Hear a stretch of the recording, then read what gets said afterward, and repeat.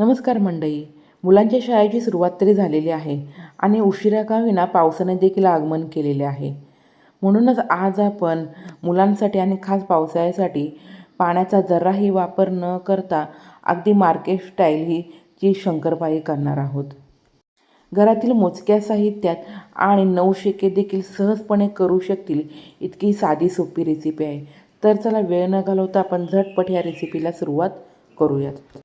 सर्वात प्रथम चीज शंकरपाळी करण्यासाठी 2 कप चाळून घेतलेला मैदा, मैद्याऐवजी 2 कप गव्हाचे पीठ वापरले तरी चालेल किंवा 1 कप मैदा आणि 1 कप गव्हाचे पीठ देखील वापरू शकता. मेजरिंग कप नसेल तर घरातील कोणती एक वाटी निश्चित करून त्या वाटीने प्रमाण घेतलं तरी चालेल. चवीप्रमाणे मीठ, 1 पाव चमचा सोडा, नेहमीच्या पोहे खाण्याच्या चमच्याने मऊसर 1 चमचा बटर नसेल तर व्हाईट लोणी किंवा तूप वापरले तरी चालेल. तर आज आपण चीज शंकरपाळी करणार आहोत म्हणून त्यामध्ये मी 1 क्यूब चीज किसून घालणार आहे. आता चीज तुम्हाला जास्त प्रमाणात आवडत असेल तर अजून 1 क्यूब घातलं तरीही चालेल. चीज घातल्यामुळे शंकरपाळीला खूप छान टेस्ट येतील आणि मुलं देखील खूप आवडीने असे खातील. हलकीशी शंकरपाळी तिखटसर होण्यासाठी त्यामध्ये 1 चमचा चिली फ्लेक्स घालूया. खारी शंकरपाळी करणार असाल तर चिली फ्लेक्स पूर्णपणे स्किप केले तरी चालेल. आता आपण जे बटर घातलं आहे ना ते व्यवस्थित पिठाला चोळून घेऊयात. मऊसर बटर घेतल्यामुळे आरामात पिठाला ते व्यवस्थित लागलं जातं. नेहमी आपण खाऱ्या शंकरपाळ्या करतो, परंतु नेहमीच्या शंकरपाळ्यापेक्षा ही शंकरपाळी खायला खूप सुंदर अशी लागते. तर आज आपण हे शंकरपाळीचं पीठ पाण्यामध्ये न मळता अर्धा कप थंड असलेल्या दुधामध्ये मळून घेणार आहोत. त्यामुळे छान क्रीमी अशा शंकरपाळ्या देखील चवीला लागतात. थंड दूध म्हणजे रूम टेम्परेचरवरील. आता तुम्ही मैदा किती घेतला ना त्यानुसार दुधाचं प्रमाण थोडंसं कमी जास्त होऊ शकतं. नेहमी आपण खाऱ्या शंकरपाळ्या करण्यासाठी ज्याप्रमाणे आपण पीठ मळून घेतो ना त्याचप्रमाणे हे देखील पीठ मळून घ्यावं. तर ह्या ठिकाणी जवळपास मला अर्धा कप दूध लागलेलं आहे. पिठाचा अंदाज घेतच तुम्ही त्यामध्ये दूध घालून पीठ मळून घेतलं ना तर अजिबात पीठ हे जास्त सैलसर होणार नाही. छान पीठ मऊसर मळून झाल्यानंतर एक 10 मिनिटासाठी आपण बाजूला ठेवून घेऊया, जेणेकरून पीठ देखील छान मऊसर असं भिजलं जाईल आणि शंकरपाळी देखील फार सुंदर अशी तयार होईल. चिली फ्लेक्स घातल्यामुळे दिसायला पहा किती सुंदर असं पीठ दिसत आहे ना.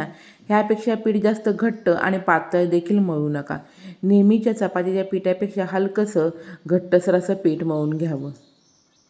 माझ्या मुलीला ह्या चीज शंकरपाळ्या भरपूर आवडत असल्यामुळे कधी गव्हाच्या पिठाच्या किंवा कधी मैद्याच्या, नाहीतर 1 कप गव्हाचं पीठ आणि 1 कप मैद्याचे देखील मी अशा प्रकारे शंकरपाळ्या करून ठेवत असते.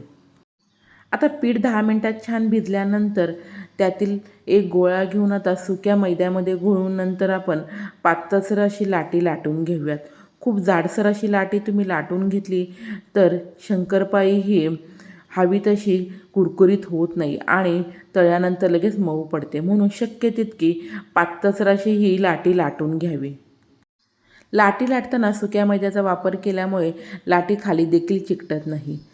तर पातळसर छान लाटी लाटून घेतल्यानंतर आपण चौकोनी शंकरपाळ्या करणार आहोत म्हणून त्यासाठी लाटी देखील मी चौकोनी कट करून घेतली. शंकरपाळीला तुमच्या आवडीनुसार तुम्ही कोणताही देखील आकार देऊ शकता. अशी लाटी चौकोनी लाटून घेतल्यामुळे छान चौकोनी शंकरपाळ्या करणं देखील शक्य होतं.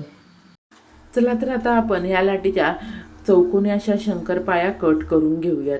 तर ह्या ठिकाणी मी पिझ्झा कटरचा वापर केलेला आहे. तुम्ही नेहमीचा करंजीचा चमचा किंवा सुरीने देखील अशा प्रकारे चौकोनी शंकरपाळ्या कट करून घेऊ शकता. आता शंकरपाळीचा आकार तुम्हाला कितपत लहान किंवा मोठा हवा ना त्यानुसार तुम्ही शंकरपाळी कट करून घेतली तरी चालेल. मी ह्या ठिकाणी मोठ्याच आकाराच्या शंकरपाळ्या करत आहे. जाडीला शंकरपाळी पातळसर असली ना तर संपेपर्यंत छान कुरकुरीत अशी राहते, अजिबात मऊ पडत नाही. चिली फ्लेक्स घातल्यामुळे दिसायला पहा किती सुंदर अशी शंकरपाळी दिसत आहे ना.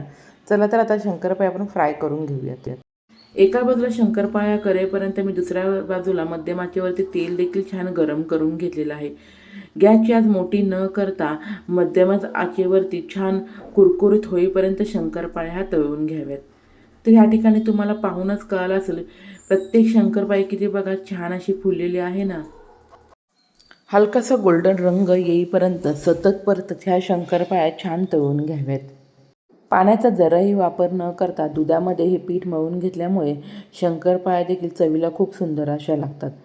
तर अशा प्रकारे ह्या ठिकाणी गोल्डन रंग येईपर्यंत मी सर्व शंकरपाळ्या तळून घेतलेल्या आहेत.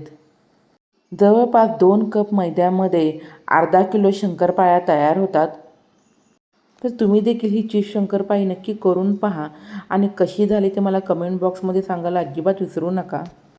पाहूनच तुम्हाला कळालं असेल किती कुरकुरीत अशी शंकरपाळी तयार झालेली आहे ना. नेहमीप्रमाणे रेसिपी आवडली असेल तर नक्की लाईक करा, जास्तीत जास्त शेअर करा. अशा नवनवीन रेसिपी पाहण्यासाठी माझ्या चॅनलला सबस्क्राईब करा. बेलची घंटी वाजवायला अजिबात विसरू नका. आता मुलांच्या टिफिनचं आणि संध्याकाळच्या चहासोबत काय खायचं ना, त्याचं टेन्शन घेऊ नका.